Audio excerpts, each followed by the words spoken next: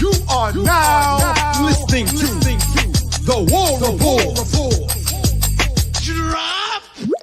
Morning Drop, Friday, March the 8th in 2024, the year of our Lord. I'm Mike G. You guys know the drill here before we get started. If you're watching this on YouTube, hashtag get your weight up. Hit like and subscribe so you can get notified when we drop new content. If you're listening to this on podcast, hit that subscribe button so you can get notified every time there's a new podcast episode. We drop these every day. I'm here with Ceasear Walker. We're talking running backs and DJ Durkin. Ceasear, let's jump right in here. Auburn returned their whole running back room. Incredible. Incredible all those guys came back. We need to pause for a moment and talk about how incredible that is. Because I expected at least one guy. At least one. I thought it was going to be Betty. He actually went in the portal and came back. out. Yeah. But, there was rumors about Damari. Yeah. And then there was rumors about, it could have been bad, but I'm happy that we are where we are. There were rumors about Jarquez. Yeah. They introduced him at a basketball game, and they were like, returning for his senior season. I was like, did they just tell? Because he never made an announcement about getting in the portal. Spill the beans. Yeah. Right. So, look, I don't think there was any realistic expectation that Jarquez was going to go pro after the season he had last year. Right. Just over 900 yards on the ground. Let's start with him. Look, Jarquez Hunter, when healthy and in a normal system, should be a 1,200-yard back. Hugh Freeze isn't really known for producing prolific rushers. Realistic expectations for him in terms of the division of snaps here, obviously he's going to lead in rush attempts, right? Absolutely. I think so. I think that the question about this room, Mike, is what does this offense look like moving forward, right? Obviously, you're trying to fix the passing attack, and you leaned heavily on the run last year. 61% to 39% run-pass ratio last year. Right. So in the years that, and we talked about this in previous recordings, that when Hugh Freeze's offense were humming, they were close to being balanced, more balanced than what we saw last year. So if you do achieve more offensive output, but you're more of a balanced offense, that's less carries than this running back room got last year. Now, obviously, Peyton Thorne factors into that, right? Yeah. Because he got his fair share of the carries. I'm just concerned about the opportunities these guys are going to get if this offense balance out. Running quarterback accounted for 33% of the rush attempts and 25% of the yards produced in the run game last year. That's maybe too much. Now, I got a chance to ask Peyton Thorne, hey, do you expect to run the ball as much this year as you did last year? He kind of threw his receivers under the bus a little bit.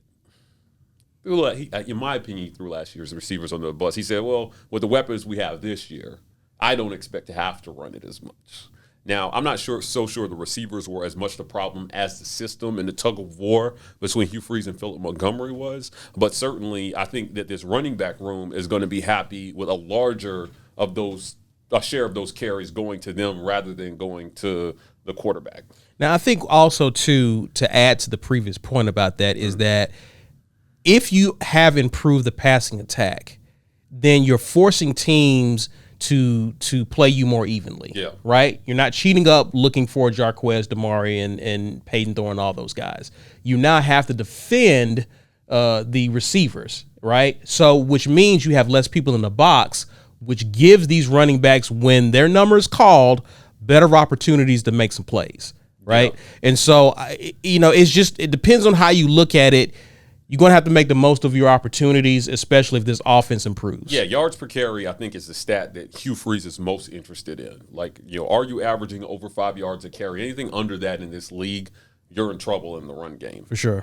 So to not be in trouble in the run game, you got to have somebody behind Jarquez. And right now, presumably, that's Damari Alston. Yes. The guy who most people thought might bolt after the season. There were some games – because these guys, again, it was kind of weird with Jarquez didn't start the season and then Damari got hurt. And, assuming everybody stays healthy, Jarquez, 20 carries, Damari, 15 carries. How does that look? I'm thinking Jarquez, 15, Damari, 10, Cobbs, 5, 6, somewhere in there. Okay. But T is the interesting one to me. right? Because we saw his carries diminish as the season went on last year. Yeah. That was why I was surprised he came back from out of the portal. I don't know if he wasn't able to garner any interest from other programs or what. Greener on the other side. Or what, but to me, I think Battie it's going to be slim pickings for him, right? In terms of getting some opportunities, because you got to feed Jeremiah Cobb. You got to feature him somewhere in this offense. And so I'm assuming that there's going to be some games Jarquez gets 20. Okay. Right? I'm not going to say he's going to never get to 20, but I think if you have a room that's stacked, you got to appease some guys, right? Sure. And so I think I don't envision a scenario where you don't try to get Cobb the ball in whether it's passing him the ball or whatever. If these guys made the decision to come back, I got to assume there was some conversation with the coaches about what their role would be. So certainly commitments were made if everybody returned about what their role would be. If you're Damari, look, you understand that Jarquez has to get his. Mm-hmm. But none of these guys think they're second to the other guy. Sure. Right. I got some inside info. I tweeted this out. It caused a little bit of a stir. But I was told that there was a foot race between Jarquez and Battie and Cobb. Jarquez smoked the other two. When you say smoked, well, smoked, right? Like he won. Yeah, he won. He won. But like, yeah. I'm a sprinter, so when I say I smoked someone, right. Yeah, it's like a whole 2 steps or something. Yeah. Sure. I was. Look, we know Jarquez enjoys McDonald's. Got himself some McDonald's, and the other two vigorously dispute that account. Okay. Now I believe my source. But there's a lot of great, healthy competition in that room right now. So if you're Damari, you're thinking, look, man, Jarquez has got to get his, but I got to get mine too. And we know early in camp, Derek Nix really likes Damari Alston. Now, he won't be calling plays, but I'll be interested to find out if, similar to past staffs, he will be responsible for the rotation of the guys at that position about when they go into game. Well, he's the offensive coordinator. Yeah. So I would think he would have at least some input into this. And I'm going to say this too, because you made a good point about promises made to the running backs. Yep.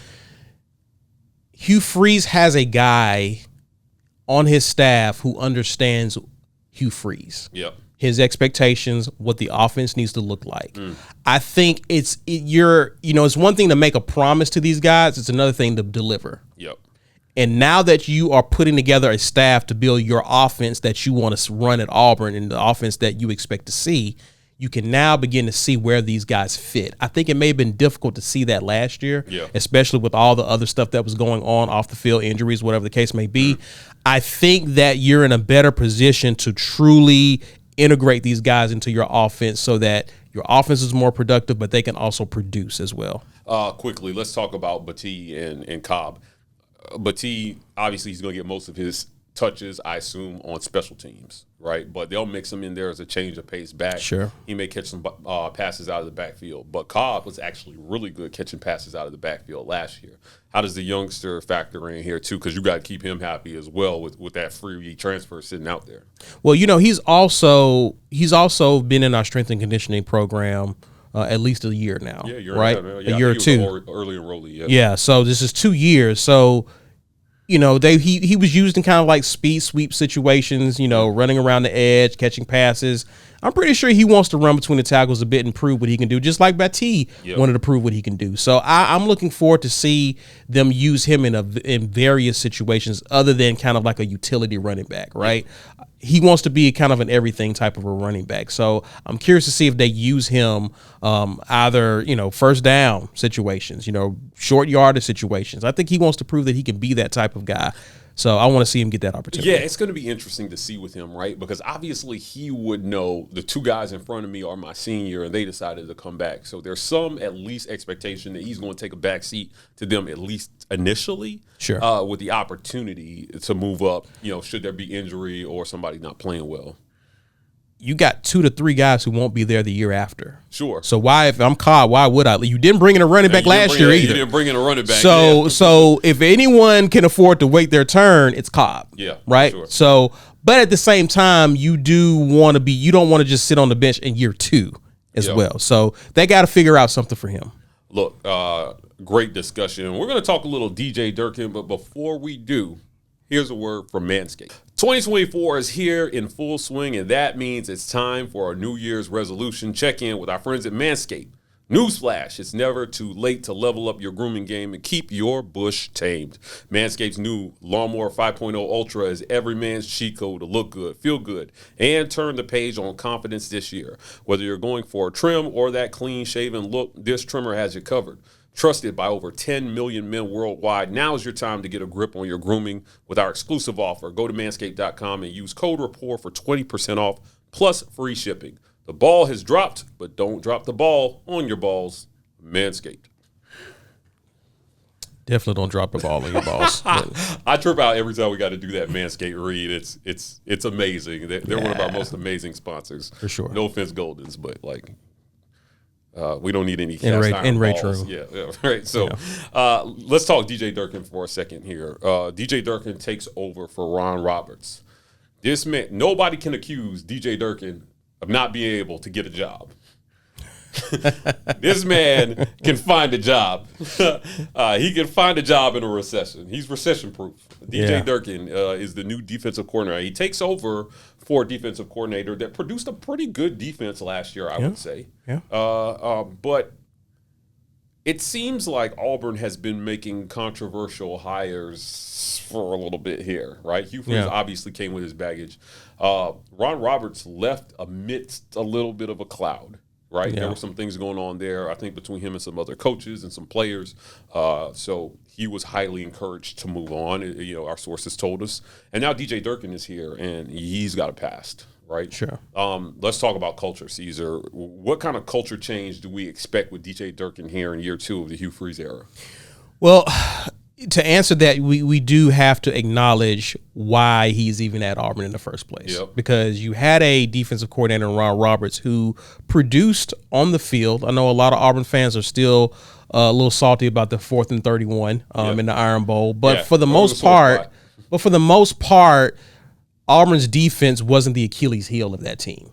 Right, last year. So Ron Roberts did a pretty good job with that defense overall. However, what's important with the head coach in year 1 is establishing a culture, which means you got to have a good culture fit amongst players, but also amongst coaches.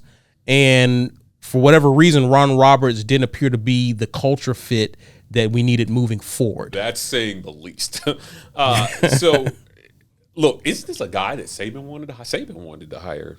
Allegedly. Yeah, that's the rumor. Yeah.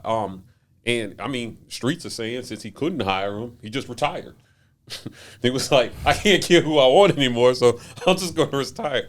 No, I'm playing. That's not why he retired. He had a lot of beefs with college football when he retired. But DJ Durkin, I think he's got some sizable shoes to fill in year 2. Okay. I think fans were pleasantly surprised at how good this defense was last year. 6 games where they gave up 2 scores or less. Yeah. This was a 9-3 defense. Hear me out. This was a 9-3 defense. Okay. They produced, 6-6. Well, I understand what you're saying because there were a few games that were just inexcusable that Auburn lost. Sure. Right? Two we can think of. And then there was Georgia. Yep. Right?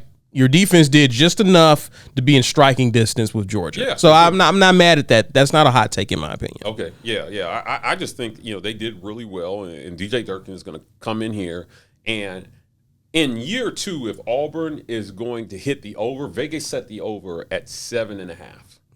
So right now you're betting Auburn's going to win 7 games or less or 8 games or more, right? No in between. Yeah. So what I'm looking at here is to get the over, what does Auburn have to do? Honestly, I think they need a top 5 defense in the league next year to hit the over with that schedule. It's kind of tricky because I think that the defense has been carrying Auburn since 2017, maybe. Like that's been a long time, and we've been blessed to have a defense that's been capable of keeping us in games. Yeah. All right. I think this is one of those years where the defense could stand to use a little bit of help. Yeah, it could. Right. And Always. I think the offense has to take a step forward. Yeah. Not to just belabor the point on offense, but the thing is that the secondary was a strength of this defense last year.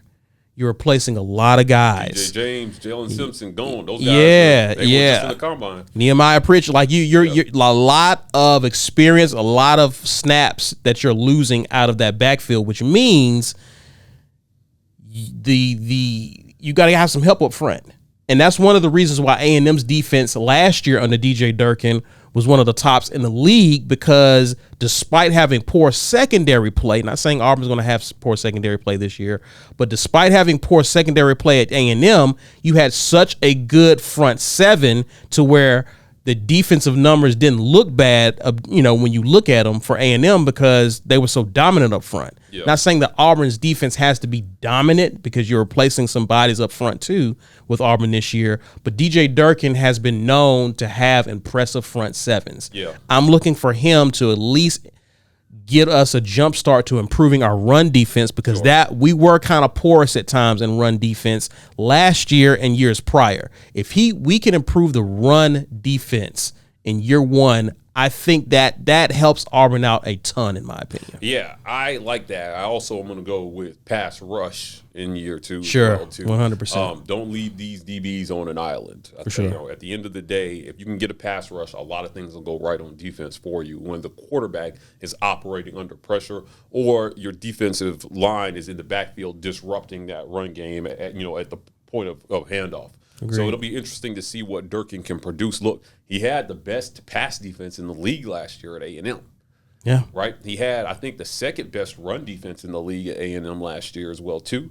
Look, this was a top defense in the league. Hugh Freeze was joking with the media. He said, look, man, I'll take those numbers he produced at A&M, certainly. Yeah. Now, they had 1 million 5-stars from the one class where everybody transferred, and they still somehow had 1 million 5-stars left over. But he's got talent here at Auburn, I think. I saw Malik Blockton in his first spring practice. He looks monstrous right now. Yeah. Jason Jones looks like he's a monster already. They've got some guys there, I think, that can make a splash here. What do you think? Top 5, maybe? Top 3? What's the ceiling? Yeah, what's the ceiling for the defense? For Durkin? Top 5. Top 5? I'm gonna go top 5. Okay. Defense, and I think that's good company. There's some good defenses in. Again, I know Alabama used to be in that number. I don't know where they're going to be moving forward, but I think top 5 is reasonable. I think top 5 does put pressure on the offense to perform this year, because you're not getting blown out, and you're not putting the offense in a bind. You're not getting in shootouts or have to get in shootouts to win, right? So top 5 is a good ceiling, but to me, I don't see them falling no lower than right outside top 5, maybe 6 or 7 in terms of defense this year. And to me, I think that at some point, Mike, it's going to be difficult for the defense to continue to be the strength of Auburn. At some point, we got to balance out and get some help from the offense. Yeah, look, no game was ever won with 0 points allowed and 0 points scored. So at the end of the day, more points helps. You can help us out, guys, if you're listening on podcasts, by hitting that subscribe button. Follow us on every podcast platform. We're on Apple, Spotify, iHeartRadio, whatever you listen to your podcast on. The War Report is there. If you're watching on YouTube, hit that join button, become a patron. We'll be back at you guys next Monday with another morning drop. Follow us on social media, hashtag The War Report. We're at The War Report, every social media platform. TW Rapport on TikTok. We're signing off, and as always, War Eagle.